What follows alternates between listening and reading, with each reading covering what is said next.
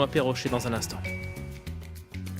Voilà pour les titres. Bonsoir à tous. Avant de développer l'actualité africaine, un sujet mondial. D'où vient l'humanité? Une nouvelle étude pourrait bouleverser l'histoire d'Homo sapiens. Pour la première fois, des restes ont été retrouvés au Maroc. Ils dateraient de 315 000 ans. Ce sont les plus vieux fossiles jamais découverts jusqu'ici. Jean-Christophe Bateria.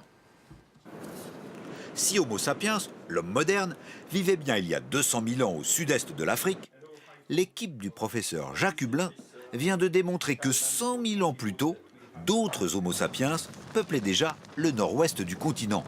Des fragments fossilisés de 5 individus ont été découverts par hasard au Maroc dans une mine de Djebel Iroud. La datation est formelle, moins 300 000 ans, ce qui change complètement le scénario établi de l'apparition de notre ancêtre Homo sapiens sur le continent africain. Notre idée, c'est que le berceau de l'humanité, c'est l'Afrique.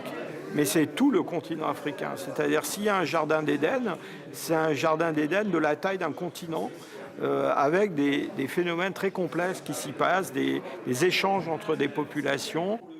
Ces ancêtres ont des faciès modernes, mesurent 1,60 m, ont d'excellentes dents. Leur crâne en revanche est plus plat, le cerveau est encore en développement.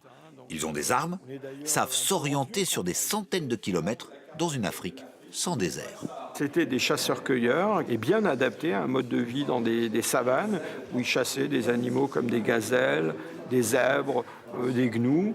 Pour le professeur Yves Coppens, ici en Afrique en 1970, cette découverte montre bien que l'humanité n'a pas de date et de lieu de naissance, mais bien plusieurs foyers à plusieurs époques sur le même continent.